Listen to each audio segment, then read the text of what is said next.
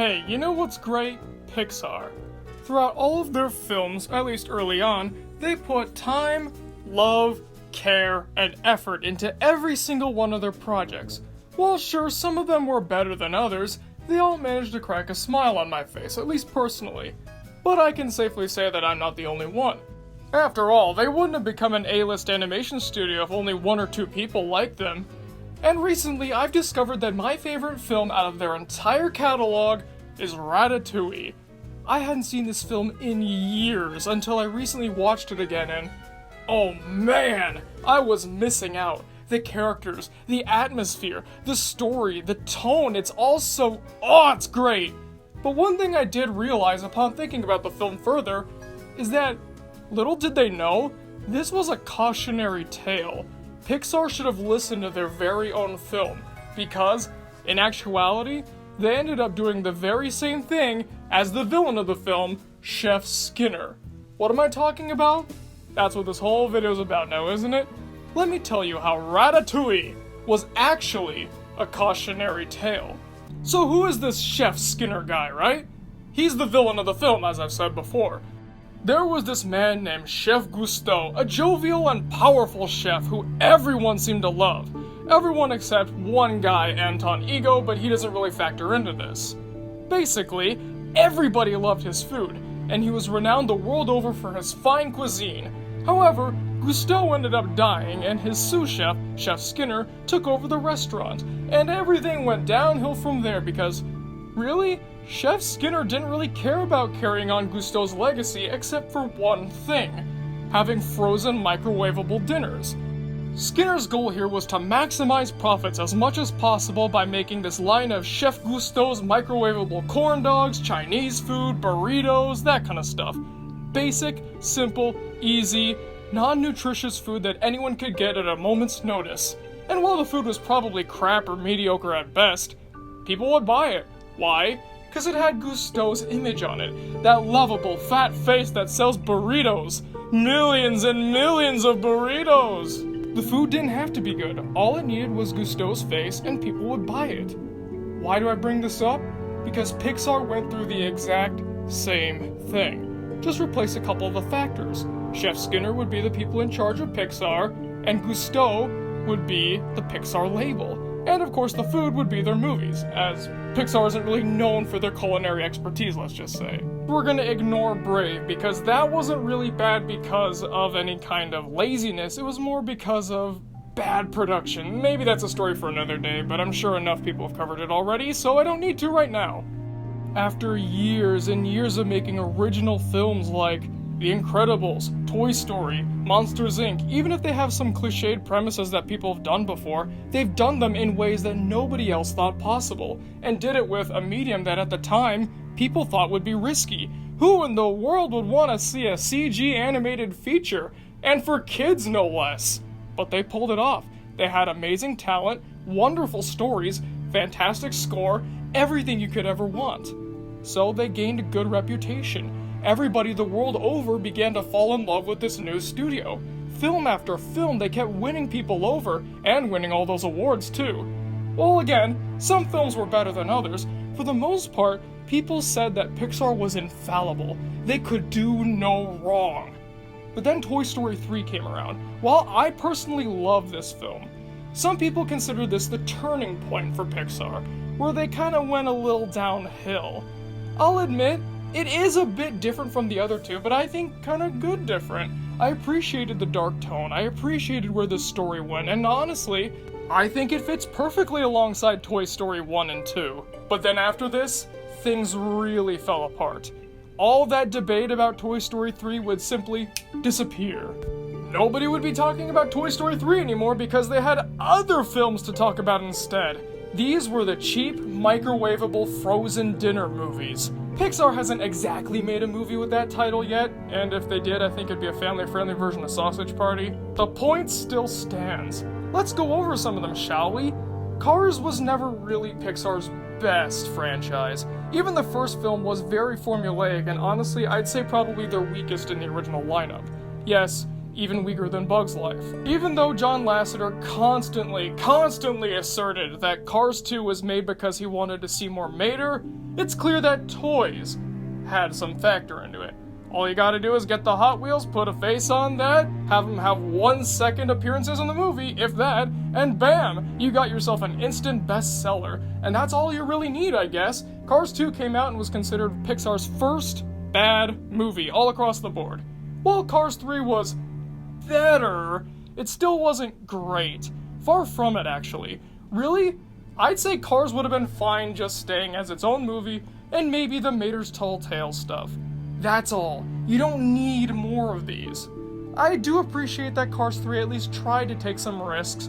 When your last entry was Cars 2, you can only go up. There's no more down you can go. So no matter what, it was going to be an improvement, but still it wasn't anywhere close to Pixar's normal standard. But it wasn't just that. My least favorite Pixar film of all time is Monsters University, because it takes one of my absolute favorite films, ruins its continuity, and then says, hey, you know all those 80s college films? Let's just put monsters into that. Or even better, the characters we've already created. Who cares if it doesn't add up to the story? Who cares if it messes everything up? Money! There's money to be made. That's all this is. Think of every stupid college movie cliche you can think of. Even the ones made fun of by Animal House or Back to School. It's in here, and it's played completely straight. There's the oddball frat that nobody takes seriously, but in the end wins everybody over. There's the duo that's the jock and the nerd, and they can't get along, but all circumstances forces them to become friends. There's the sense of belonging, what you're gonna do in life, the parties, the cheerleaders, the big man on campus that looks down on everybody, the big bad dean who's no fun at all, that kind of stuff. It does nothing new. All it does is it puts a monster coat of paint on everything. And even then, it's not interesting. This stuff was never interesting because of how cliched it was. It's like someone going up to you and telling you why did the chicken cross the road to get to the other side, and thinking that it's the best joke ever, not realizing that it's been done to death. It can't surprise you. There's nothing new. What's the point of making it if you can't do anything new, especially when you're Pixar? People expect you to do beyond amazing things, grand things, spectacular things, not cheap, mediocre drivel you can get anywhere in the 1980s. Incredibles 2. Now, I've always had my eyebrows raised on this film because there's parts of it that are okay. I want to like it, but it's things like even the director saying that this film was not made to be good or a decent follow-up that really make me scratch my head. You know what this film felt like? You remember those direct-to-video Disney sequels that came out in the early 2000s? Where it took the happily ever afters of all the stories we loved, made a cheap follow-up that doesn't exactly fit, kind of references stuff from the original, but overall has a really different tone and is just trying to be there to soak up more attention from the original brand? Yeah, that's this. Oh, but you can't hate it because it's got the female power message. Yeah, it doesn't really have a message, it just has it. I mean, good for you, I guess. Oh, but you can't hate it because it's edgy. Yeah, but it's not naturally edgy. It feels really forced. Oh, but you can't hate it because it's made by the same guy who also said that the film wasn't really good and you have to turn your mind off in order to enjoy it. This is not what a lot of people were expecting when they were waiting years for an incredible sequel. Clearly they saw the incredible demand, no pun intended, and then decided to throw something together in order to capitalize on that. But that's not the only time this has happened. This also happened with Finding Dory, a film I've never liked. I saw it when it came out. I saw it twice more. And I still can't stand it. It's Finding Nemo, but less. And that's it. And it does the same thing that Cars 2 did. Hey, you know that somewhat developed but not entirely developed side character that's mostly focused on comedy? Let's give them their own movie. To be fair, I do like Ellen DeGeneres a bit more than Larry the Cable Guy, and Dory is a bit more of a fleshed out character than Mater.